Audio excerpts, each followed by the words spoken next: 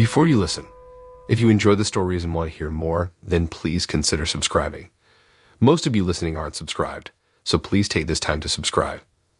Turn on notifications so you'll never miss a story and be the first to hear. You'll also be supporting me. Thank you.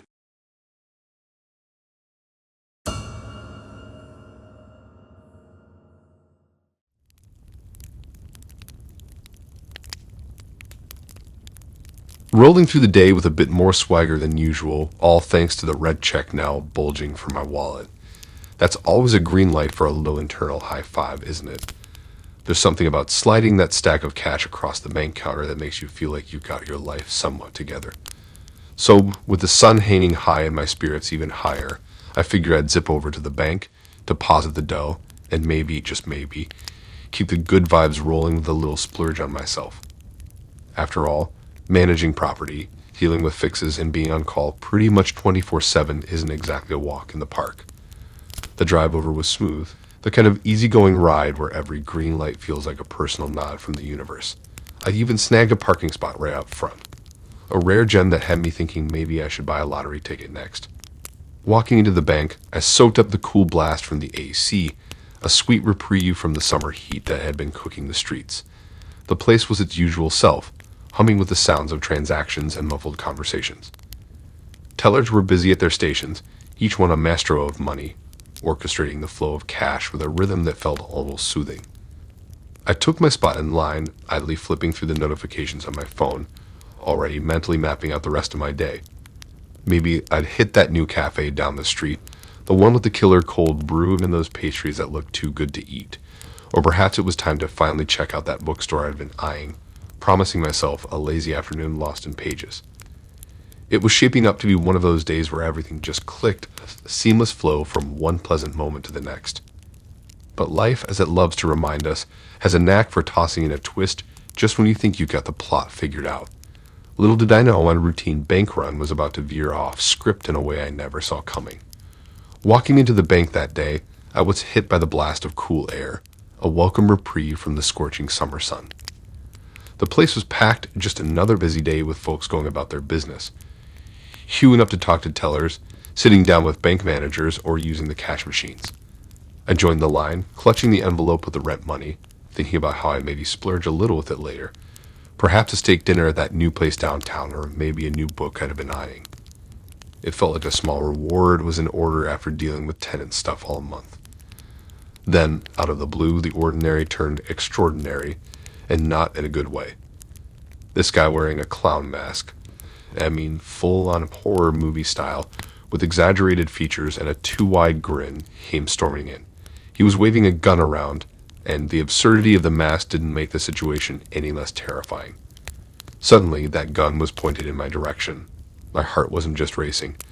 It felt like it was trying to escape my chest, beating so hard I was sure everyone else could hear it too. Fear paralyzed me. It's strange how you can go from feeling completely normal to absolute terror in a split second. I remember thinking, this can't be real. I'm about to be robbed at gunpoint by a guy in a clown mask.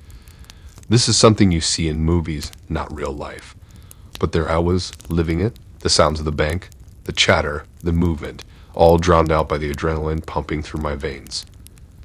I stood there, frozen, gripping the envelope a little tighter, as if that thin paper could somehow protect me. The thought crossed my mind, is this how it ends? In a bank, of all places, facing a gun wielded by a clown. The situation was so bizarre it almost didn't feel real, but the cold fear gripping me was all too genuine. Then, as if on cue, the cavalry arrived. Police officers, who must have been nearby, burst into the bank. Their timing was impeccable, like a well-scripted scene from a cop show, except this was my life, happening in real time. The would-be robber, caught off guard by the sudden appearance of law enforcement, made a break for it. But his attempt at escape was futile. The officers were quick, tackling him to the ground with a precision that spoke of experience. Watching the scene unfold felt surreal, like I was an observer outside my own body. The danger was real, the fear palpable, but the swift action of the police brought an abrupt end to the threat. After the cops had him cuffed and were leading him away, the whole place let out this collective sigh, like we were all holding our breath and could finally breathe again. Me. I was shaking like a leaf. You don't realize how scared you were until it's all over. Walking out of that bank, the rent money still in hand because, let's face it, making that deposit suddenly wasn't top priority. Everything felt different. The streets looked the same, people going about their day, but I kept seeing that clown mask every time I blinked. I did a lot of thinking after that, about how quickly things can change, how unpredictable life can be. I started doing my banking online after that. Couldn't bring myself to walk back into that bank, or any bank really. Every time I passed by, I'd remember the clown mask, the gun, and that feeling of utter helplessness. It's weird how one moment, one crazy, terrifying incident can stick with you. I told the story a few times to friends, and each time it felt like I was talking about someone else's life. But it wasn't. It was my own little brush with crime, right in the middle of what should have been just another day. So yeah, that's my story. A bit of a scare, a lesson in expecting the unexpected, and a newfound appreciation for the calm and mundane.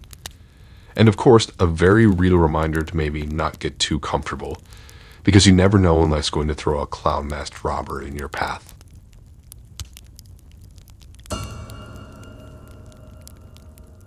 It started out like any other morning. I slowly blinked my eyes open as sunlight streamed in through the curtains.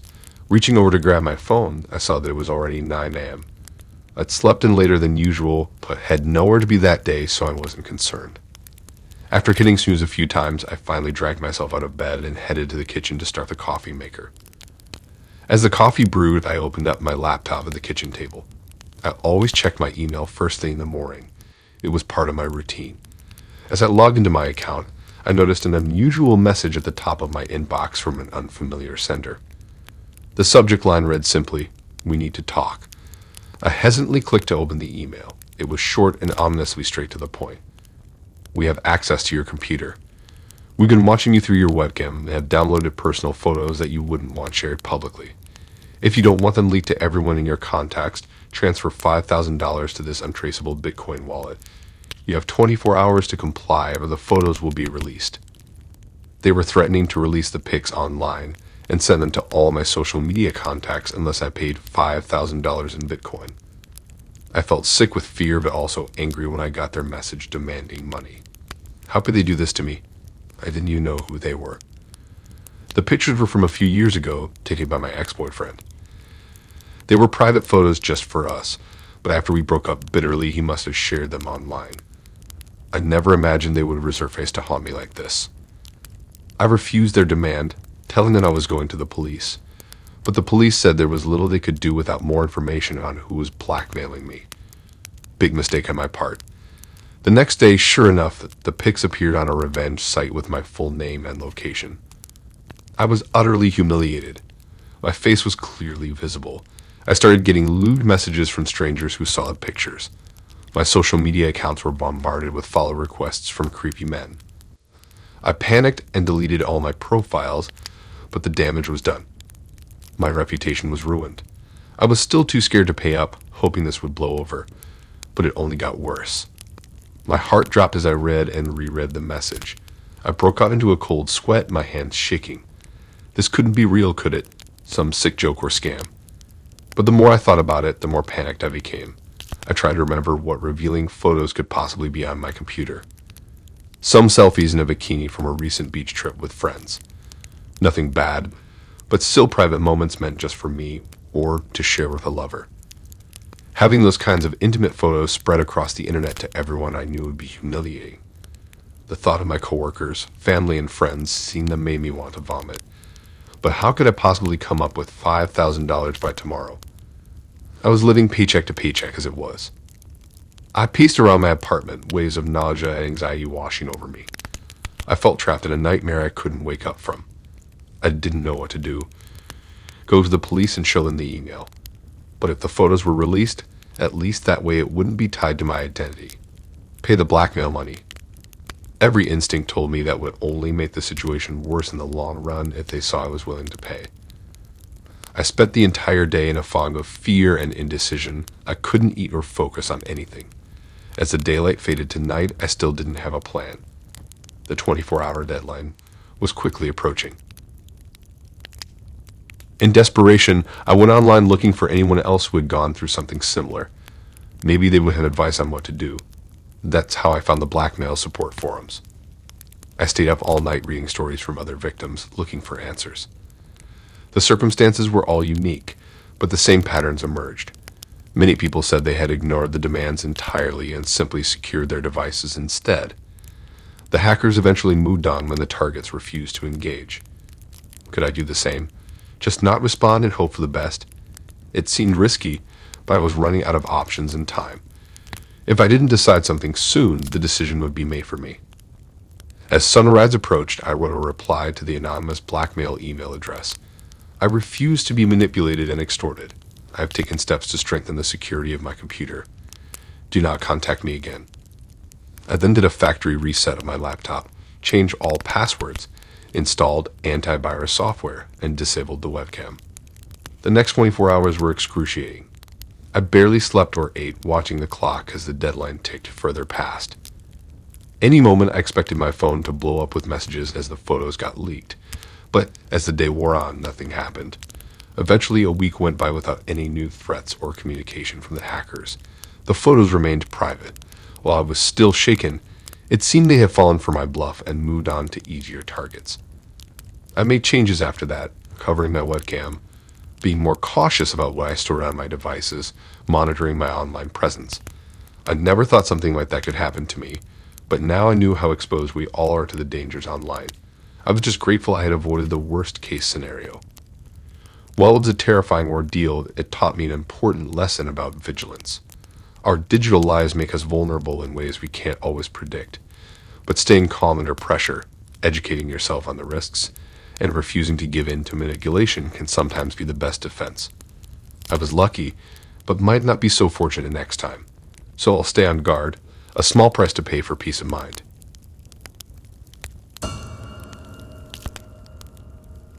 It was a sunny Saturday afternoon, and I had decided to go for a walk in the nearby park to enjoy the nice weather. I grabbed a bottle of water and headed out, enjoying the feeling of the sun on my skin as I walked down the sidewalk. The park was usually pretty quiet on weekends, so I knew it would be a peaceful place to clear my head. As I entered the park, I followed the main path through the trees. Birds were singing in the branches overhead, and I could see some other people farther ahead, but for the most part, I had the place to myself. I walked at an easy pace, enjoying being outdoors in nature. After about 20 minutes, I decided to veer off the main path to explore some of the smaller trails I hadn't gone before. I was coming up to a fork in the trail when I noticed a man sitting on a bench up ahead, facing away from me. Normally this wouldn't be alarming, but there was something about how still he was sitting that made me pause. I slowed my steps and glanced around, suddenly feeling uneasy without knowing why. The hair on the back of my neck prickled. The nearby trails all looked empty, so I tried to shrug off the feeling, telling myself I was just being paranoid. I cautiously walked past the bench, heeding my distance. As I did, the man suddenly stood up in one swift motion. Alarm bells went off in my head and I froze, every instinct screaming at me to get away. But it was too late. Before I could react, he lunged forward and grabbed my arm in an iron grip, yanking me toward him. I dropped my water bottle in shock and let out a scream, fighting wildly to break free as panic flooded through me. "Be quiet." He snarled in my ear, tightening his grasp painfully. I thrashed and kicked with everything I had, pure adrenaline and terror taking over. He dragged me a few steps toward the trees, but I refused to go without a fight. Drawing on some reserve of strength, I swung my body weight back and managed to rip my arm from his grasp. Wasting no time, I sprinted back the way I came as fast as my legs could carry me, not daring to look back. My pulse was pounding in my ears as I ran flat out, wrenches whipping at my face and arms. I had no idea if he was chasing me, but I couldn't stop, couldn't slow down. All I knew was that I had to get away, had to find help. I bounded over tree roots and rocks without care, driven only by primitive instinct. When I burst back onto the main path, it was utterly deserted still. Tears were streaming down my cheeks, but I didn't pause, just kept flying down the trail as fast as possible, panting heavily now. The park entrance finally came into view up ahead, and I redoubled my effort with a sob of relief, stumbling out onto the sidewalk beyond. A couple walking their dog jumped in alarm at my abrupt appearance, but I just screamed, "Call 911," and kept sprinting down the road. My breath was searing in my lungs, but I pushed on blindly, fleeing the scene with every last scrap of energy. Only when I had to run several blocks did I dare to slow, hands braced on my knees as I gulped air frantically. Shaking uncontrollably, I peered fearfully back the way I had come, but saw no sign of pursuit. Collapsing onto the grass beside the road, I curled up in a ball and sobbed. I had never felt so terrified, so vulnerable. The realization of how close I had come to being abducted was almost too much to process.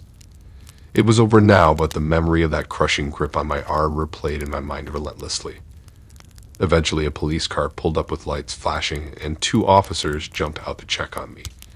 Between gasps, I explained what had happened as best I could through my panic and tears. They radioed for backup units to sweep the area while one officer stayed with me, wrapping a shock blanket around my trembling form. An ambulance arrived shortly after, and the emergency guys checked me over. Though I had no physical injuries, I was too shaken to go home alone, so they arranged a ride for me from a concerned neighbor who lived nearby.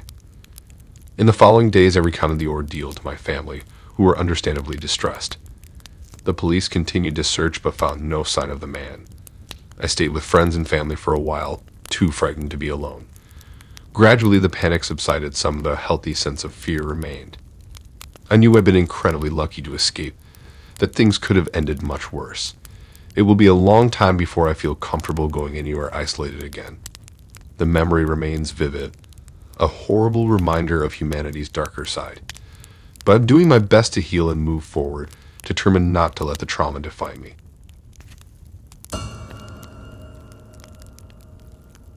I wasn't looking for any trouble that night, just heading home after a long shift at work. It was getting late, almost midnight, and the streets were pretty empty as I walked down my usual path. My mind was tired from a busy day, but my body still had energy, so I decided to walk off some of the restlessness before crashing for the night. As I passed the alley by the old warehouse, something in the darkness caught my eye. At first I thought it was just shadows playing tricks in the dim light of the street lamps. But as I slowed my pace and peered down the narrow space between buildings, I could make out faint glows and movements that didn't look like normal wholeness folks. My curiosity got the better of me, and I quietly moved closer, not wanting to alarm whoever was back there, but trying to see clearer. That's when I noticed the brief flashes of phone screens lighting up faces and objects being hastily passed between gloved hands. Money exchanged and then stowed away. Words murmured in hushed tones that I couldn't quite make out. My heart started racing as the realization hit. I was witnessing some kind of underground transaction happening right before my eyes. Drugs, maybe. It sure looked like the depictions I'd seen on shows and movies over the years. Even though every fiber of my being told me to keep walking, to leave well enough alone and not get mixed up in something dangerous, my feet seemed frozen in place. Some irrational part of me was transfixed, watching like a passive spectator as the scene unfolded in less than a minute. Right before it ended, one of the shadowy figures glanced up, and our eyes met for a split second. In that instant, I knew I'd seen something I wasn't meant to. I snapped out of my trance and hurried away as casually as I could, resisting the urge to flat out run. My mind raced with questions and worries the whole long walk home. What had I just witnessed? Drug dealing surely, but what kinds and how big an operation? Would they come after me for seeing too much? Should I call the anonymous tip line or just forget the whole thing? I didn't even know what the people looked like, let alone who they were or what they were capable of. The next few days and nights were some of the most unsettling of my life. I found myself constantly on edge, every small noise or shadow making me jump. Even walking to and from work, I was constantly checking over my shoulder, peering down each alleyway as if expecting to see ghosts from that night emerging to haunt me. Sleep was restless, waking at every creak or whistle of wind outside. By day, it wasn't so bad being around others, but the night always brought back the anxiety. Nearly a week passed with nothing out of the ordinary occurring, and I slowly began to convince myself I was worrying over nothing. Maybe in the dark shadows of the alley they hadn't noticed me at all. Just as I felt myself starting to relax, let my guard down a little, that's when things escalated beyond what I ever could have imagined. It was late evening as I walked home with grocery bags after a stop at the store. Focused on not dropping anything as I wrestled with my keys at the front door, I didn't notice the dark figure emerge silently from the shrubs lining the stairs. A vice-like grip clamped down on my upper arm, spinning me around so fast my bags fell to the ground, spilling items across the porch. In the dim light of the fixture above the door, I immediately recognized the severe expression of one of the men from the alley that night. My blood ran cold as ice water flooded my veins. He leaned in close, putting his mouth near my ear to hiss out a terse warning through gritted teeth. "I saw you the other night. You keep your mouth shut, understand? As far as we know, you don't exist. Say a word and there will be consequences." His grip on my arm was painfully, bruisingly tight. All I could do was nod mutely, paralyzed by sheer terror. With a shove, he released me and disappeared back into the shadows as swiftly as he had emerged. I sank to the floor there, bags forgotten, as I fought to control my shaking and shallow gasps for breath.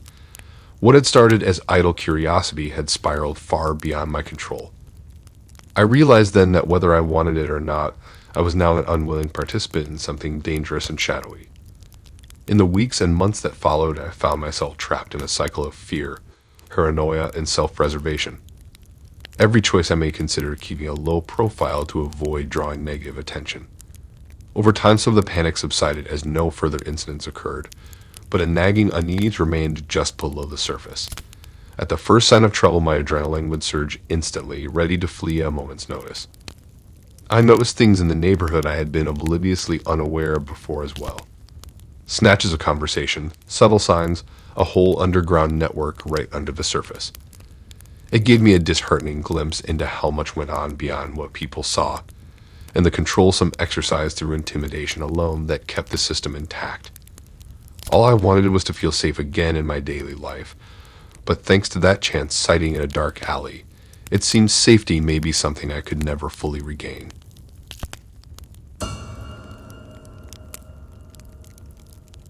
I remember that night so clearly. It was a cool autumn evening, one of those perfect nights to go for a long walk around the neighborhood. The leaves were just starting to change color, and the air had that crisp, clean feel to it. After work, I decided to head out to the park a few blocks from my house. It had been a long day, and I was looking forward to stretching my legs and clearing my head. I walked all around the park as the sky grew darker, enjoying the peace and quiet. By the time I got home, it was completely dark out. As soon as I walked up to my front door, I could tell something was wrong. The door was ever so slightly ajar. That's weird, I thought. I know I locked it when I left. I hesitantly pushed the door open further and stepped inside. Nothing looked disturbed in the entryway, but my heartbeat quickened. I walked slowly from room to room on the first floor, flipping on lights as I went. At first glance, everything seemed normal.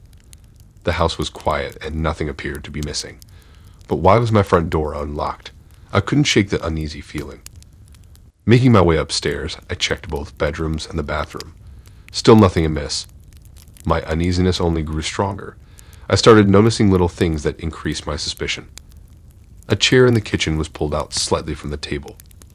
A rug in the living room was wrinkled in the corner. Had those things been like that when I left, or was I just being paranoid? Finally, I made my way to my office. This room was in the back corner of the house, and I used it to store things like old photo albums and files. As soon as I turned on the light, my heart dropped. The filing cabinet drawers were all open, papers were scattered everywhere, and every photo album had been pulled off the shelves and flipped through. I stood in the doorway stunned. Why would someone break in just to look through my old photos and make a mess? Nothing valuable was kept in here. And if they did take something, it certainly wasn't noticeable.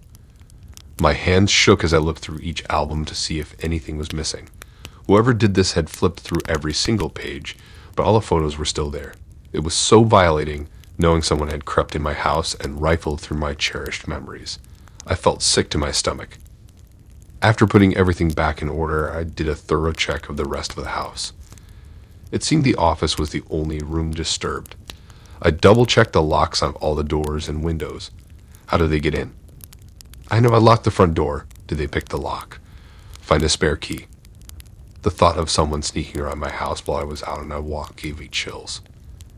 I hardly slept that night, tossing and turning as my mind raced.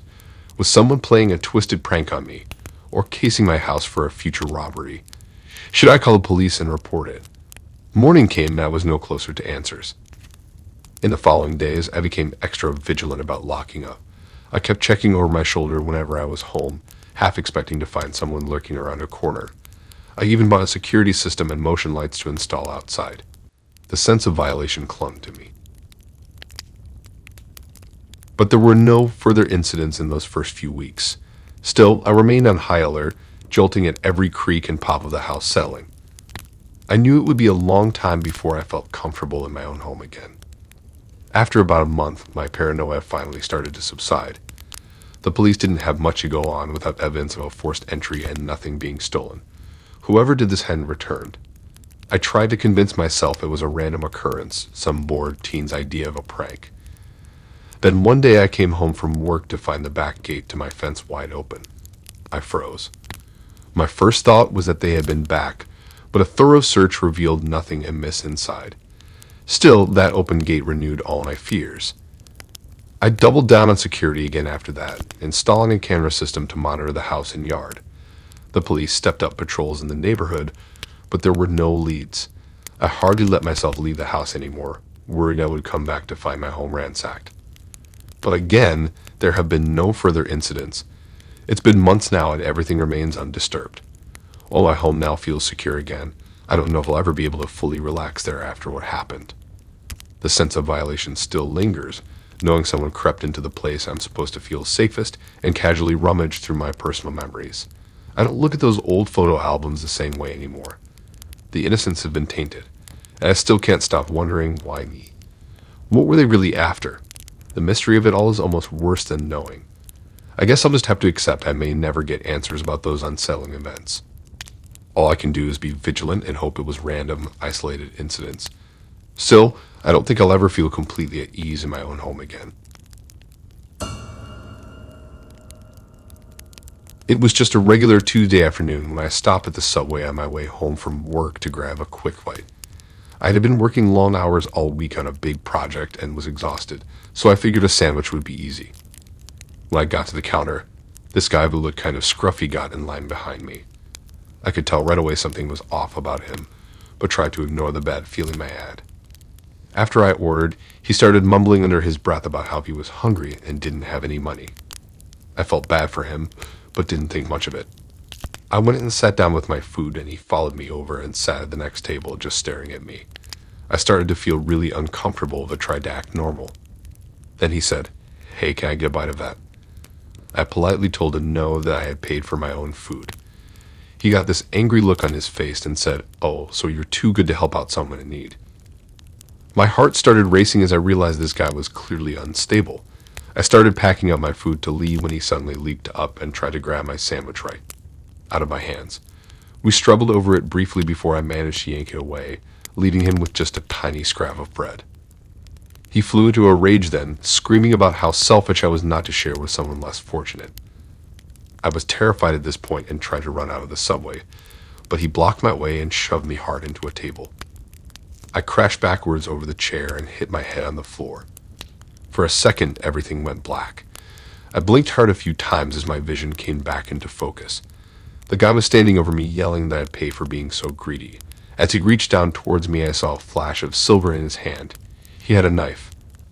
Adrenaline kicked in and I scrambled to my feet, kicking the chair towards him to block his path. As he stumbled, I made a break for the door.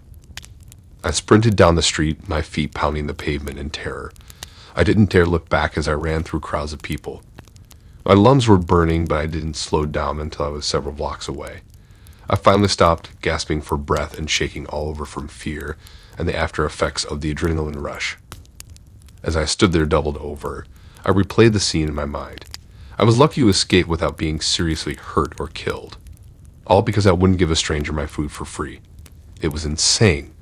My hands trembled as I took out my phone to call for help. Later at the police station, I described the attacker as best I could while giving my statement. The cops told me this wasn't the first complaint against the guy. He had assaulted and threatened other people before for not complying with his demands. Now they had a name and knew who they were looking for. I hoped they would catch him before he hurt anyone else. I couldn't stop thinking about the incident over the next few days. I kept imagining what would have happened if I hadn't gotten away. The guy was clearly deranged and dangerous. My head and back were bruised pretty badly, but it could have been so much worse. I started taking Ubers instead of the subway, not feeling safe there anymore after what had happened. My friends and family were shocked when I told them about the attack. They kept asking why I didn't just give the guy some food to avoid setting him off.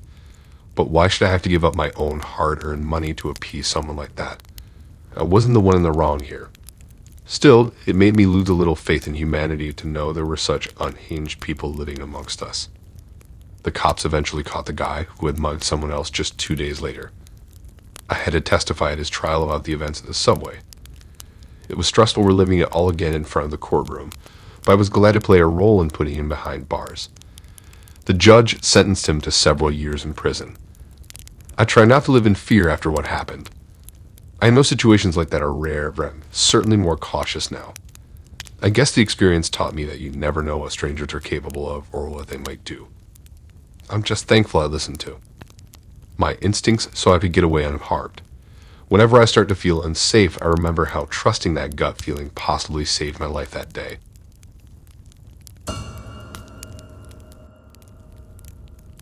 I never imagined I'd literally have to fight for my life just going to grab some groceries. But that's exactly what happened a couple weeks ago on a trip to the store I've made 100 times without incident. It was a total nightmare, but I managed to fight the guy off. Here's how it all went down. It started out as a normal Saturday morning. I woke up, had some coffee, did a few chores around the house. Around noon, I figured I'd head over to the grocery store like usual to stock up for the week. I'd gone to that same store near my place a ton of times before, and never had any issues. But something fell off in the parking lot right as soon as I stepped out of my car that day. I noticed a beat-up old van parked a few spots away with someone sitting in the driver's seat. They were just facing forward, not moving. It definitely gave me an uneasy vibe, so I tried to ignore them and just focus on getting my shopping done. Inside the store, I grabbed a cart and started going up and down the aisles grabbing what I needed. Milk, eggs, veggies, all the regular stuff. The whole time, though, I couldn't shake this paranoid sense I was being watched. I kept glancing around thinking I'd spot whoever it was, but never saw anything unusual. Must just be my imagination, I figured. Anyway, I finished getting all my groceries in maybe 20 minutes. Pushing the cart outside, that same old van was still there parked in the exact same spot, engine running. I tried to act casual and just load up my car so I could get out of there. But right as I was about to get into the driver's seat, this scraggly-looking dude came up super fast out of nowhere and grabbed the door before I could shut it. He looked crazed and desperate as he tried wrestling me out of the seat, saying he needed my car. Adrenaline just took over, and I started kicking and elbowing him as hard as I could. There was no way I was letting my car get stolen without a fight. Somehow in the struggle, I managed to shove him off me enough to slam the door shut and hit the lock. But then he just started pounding on the window screaming he had a gun and would shoot if I didn't open up. I couldn't tell if he was bluffing or not. But I wasn't about to take any chances. Instead, I threw the car in reverse and hit the gas, tires squealing as I sped out of the lot. The guy tried chasing after me for a few steps but couldn't keep up. I peeled out onto the main road, watching him standing there looking enraged in my rearview mirror until I was far enough away. My heart was pounding like crazy the entire drive home as it all sank in how much worse that could have gone if I hadn't fought back hard. Once I got in my house, I locked every door and window even though I knew he didn't know where I lived. I kept compulsively checking the locks because I was so paranoid he had followed me somehow. Finally, after a few hours, my adrenaline crashed and I just broke down sobbing. The reality of almost being carjacked at gunpoint really hitting me. Later, I did go to the police and file a report, but with no ID on the guy and me escaping, there wasn't a ton they could do. They said they'd patrol near the store more, but these crimes happen fast, then the criminals vanish. I also now keep some pepper spray on my keychain anytime I go out to the parking lot. And I'm way more aware of my surroundings everywhere after almost having my car. Who knows what else taken from me in mere seconds in the middle of a normal day. I used to feel totally safe running basic errands, but now I don't take that for granted. At least I fought back with everything I had instead of freezing up. The situation could have gone down so much worse if I didn't listen to my instincts and fight with all I had. Just showed you need to be ready for anything when you least expect it. Because that evil is out there lurking and waiting to pounce. I'm just trying to move on from the trauma of it all. But I don't know if things will ever quite feel normal and safe like they used to.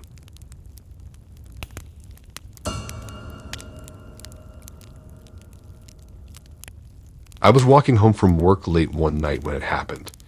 It was already dark out and the streets were pretty empty. I try not to walk alone too late if I can help it, but I had stayed at the office longer than usual that day. As I walked down the sidewalk, I heard footsteps behind me. At first, I thought nothing of it, but then I realized the footsteps sounded heavy, like they were from large boots. I quickened my pace a little, and so did the footsteps. My heart started racing. I was still a few blocks from my apartment, and this sidewalk was poorly lit. I took a deep breath and turned to look behind me. Sure enough, there was a tall man wearing a black hoodie with a hood up. I couldn't see his face, but he seemed to be looking right at me. When we made eye contact, he started walking even faster. I thought, time to get out of here. I took off running as fast as I could. The man started running after me. I felt terrified. Who was this guy? Why was he chasing me? I didn't dare turn around again to find out. As I sprinted down the sidewalk, the sound of the man's heavy boots got louder and louder. He was closing in on me. I saw a cafe up ahead that was still open. I burst through the doors and ran up to the counter yelling for help. The few people in the cafe stared at me in alarm. Just then, the man ran up to the doors of the cafe and stopped. He peered through the glass doors but didn't try to come inside. After a few tense moments, he turned and walked away into the night. My heart was pounding. The cafe staff asked if I was UK and if they should call the police. I was shaking with fear and adrenaline, but told them I just wanted to get home. They offered to call me a taxi, which I gratefully accepted. The taxi driver could tell I was upset and asked if something had happened. I told him about the man chasing me. He was very kind and said he would wait and watch until I was safely inside my apartment. I couldn't stop replaying those terrifying minutes in my head. Who was that man, and why did he chase after me? Was he trying to rob me, or worse? I felt violated knowing someone had targeted me like that just for walking home alone at night. I barely slept that night. Every little sound made me jump out of bed to check that the doors were still locked. I kept reliving the pounding of those boots on the sidewalk, getting closer and closer. In the morning, I debated calling the police but had little information to give them. I decided to go into work as usual, not wanting to be alone in my apartment all day. I took a different route to avoid the sidewalk where it happened. I used to consider my neighborhood safe, but now I'm not so sure. My friends and family were shocked when I told them about the incident. They said I should start taking taxis or ride shares home at night, which I know is the smart thing to do, but I hate feeling like I can't walk in my own neighborhood. It's been a few weeks now, but I still get nervous walking alone, especially when it's dark out. I take different routes and stay on busier, better lit streets. I'm always listening for heavy footsteps behind me. I used to love walking and exploring my city, but now it feels tinged with fear. I'm angry that this stranger took away that sense of safety I used to have, but I also know I'm lucky I was able to get away. This experience will definitely change how I get around from now on, but I refuse to live in fear. I know it will take some time before I can walk with confidence again. For now, I'm just thankful to have escaped and to have learned an important lesson, to not take safety for granted even close to home. Thanks for listening in. If you like these stories and want to hear more, then please subscribe and like and support this new channel. We have more stories for you to listen to.